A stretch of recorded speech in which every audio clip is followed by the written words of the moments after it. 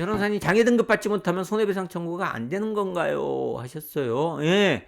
이 장애 등급을 받지 못하면은 손해배상 청구가 가능은 한데, 장애 노동력 상실률을 받지 못하기 때문에 그 청구하는 액수 자체가 확 줄어들죠. 그래갖고, 만약에라도 사업주가 그 청구하는 액에 대해서 이게 지급하려 하지 않는다면은 그에 대해서 소송하기도 참 애매한 상황이 돼요. 그게 그림으로 좀 설명을 드릴게요. 예. 손해배상의 경우에 이렇게 맨날 말씀드리지만 크게 세 가지가 있어요. 적극적 손해, 소극적 손해, 정신적 손해, 이렇게 세 가지로 나눠져요. 그래서 뭐 적극적 손해는 병원비 같은 거, 내 돈이 직접 나간 거 있잖아요. 병원비나 뭐 개호비, 아니면은 휠체어 같은 거 있잖아요. 휠체어 같은 걸 뭐라 그러죠? 휠체어 같은 거 뭐라 그러죠?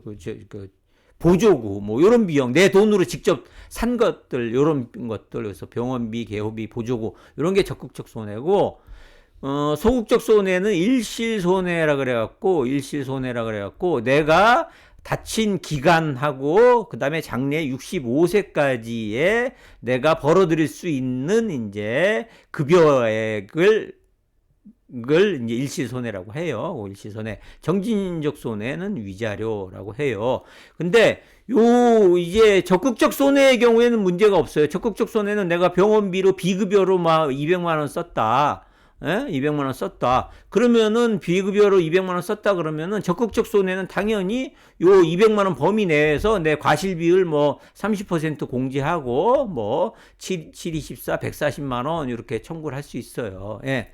그런데 소극적 손해와 정신적 손해의 경우에 있어서, 특히 소극적 손해에 있어서는 일실손해를 산정하기 위해서는 뭐가 필요하냐면 노동능력 상실률이 필요해요. 노동능력 상실률이 인정을 기준으로 해요. 그래갖고 내가 65세까지 벌어들일 수 있는 돈이 만약에 1억이다. 계산해 봤더니 1억이다 했을 때 노동력 상실률이 10%다. 그러면은 내가 이 중에 1억의 10%인 이제 1,000만 원을 이렇게 손해배상으로 청구할 수 있어요. 근데 이런 노동능력 상실률을 인정되기 위해서는 장애가 인정돼야 돼요. 장애가. 그런데 이 장애가 인정이 되지 않으면 당연히 노동력 상실률이 인정이 되지 않고, 노동력 상실률이 인정이 안 되니까 뭐를 청구할 수 없어요? 당연히 일시손해를 청구할 수 없게 되는 거예요. 그렇기 때문에 내가 장애가 남지 않았다 하면은 소극적 손해는 청구할 수 없게 되는 겁니다.